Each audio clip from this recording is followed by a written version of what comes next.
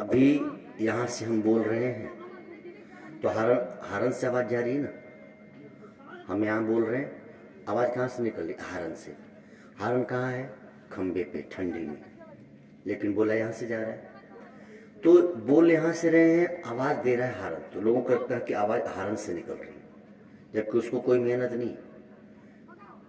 वो जैसे भी है अपने आप में एक जगह स्थिर है, ऐसे ये शरीर भी है।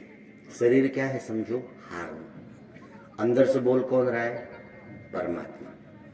अब हमको लगे कि हम बीमार हैं, सर्दी जुकाम है, आज कथा ना करें, आराम करें, सर दर्द भी बहुत है। नहीं, मैं ये मानता हूँ कि हम तो, शरीर तो जड़ है और मैं शरीर हूँ नहीं। बीमार कौन है?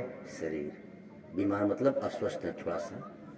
सर्दी जुकाम शरीर को है, सर दर्द शरीर को है, बदन दर्द शरीर को है, लेकिन मैं शरीर हूँ ही नहीं। तो जब आप अपने को शरीर नहीं मानोगे, आपकी दृष्टि यदि निज आत्म तत्व पे है, तो ये नश्वर शरीर का बीमार होना, स्वस्थ होना, सुखी होना, दुखी होना कोई माने नहीं रखते। तो भगवत कथा कहना, सुनना अथवा गुरु कृपा से यही तो हमने पाया है। देखो, गुरु की कृपा होती है, शास्त्र की कृपा होती है, तो ये बात समझ में आ जाती है कि हम शरीर नहीं है।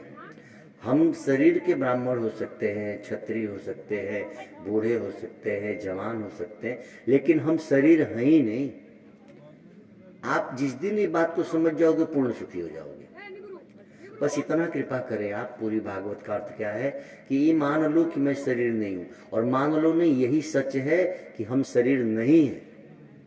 सत्य यही है कि हम शरीर नहीं है।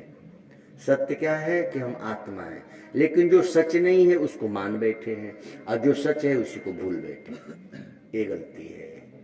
जैसे किसी को अपने गांव का नाम पता याद न हो तो पूरी दुनिया घूमेगा, अपने गांव नहीं पहुंचेगा। जो पागल हो जाते हैं उनको अपने गांव का पता नहीं है, तो घूमते तो है पूरी दुनिया, लेकिन अपने गांव नहीं पहुंच पाते क्योंकि भूल गए हैं। ऐसे ही हम सब भी हैं। 84 लाख में हमारा जो जन्म हुआ, पता न कितनी बार 84 की चौकड़ी हमने पार की। सोचो, एक बार 84 लाख नहीं, कई बार से यही कर रहे हैं।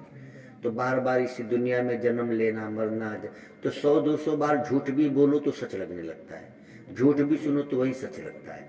तो ये माया का संसार, माया की शरीर, नश्वर शरीर, यही अब अपना लगने लगा, यही सच्चा लगने लगा। बार बार जब भगवत कथा सुनेंगे, बार बार भगवत प्राप्त महापुरुषों के सत्संग को सुनेंगे, तो समझ में आएगा कि मैं शरीर नहीं हूँ। 1-2 बार हम सुना देंगे तो आपको ये बात समझ में नहीं आएगी। 1-2 बार तो मुझे भी समझ में नहीं आई थी, तो आपको कहाँ से आएगी? लेकिन सत्य यही है कि हम शरीर नहीं है। सत्य यही है कि आप संसारी नहीं हो। सत्य यही है कि आप संसार के नहीं हो। लेकिन बार बार संसार में आने से, बार बार संसार वालों के सुनने से हमको ये लगता है कि हम संसारी हैं, हम संसार में हैं, हम शरीर हैं। लेकिन ऐसा नहीं है। जैसे कमल जल में निकला है, जल में ही है, लेकिन कमल जल तो नहीं है ना, जल से अलग है। कमल जल में उत्पन्न हुआ, जल में है, फिर भी जल उसको स्पर्श नहीं कर पाता, जल से निर्लेप है। ऐसे ही आत्मा भी है।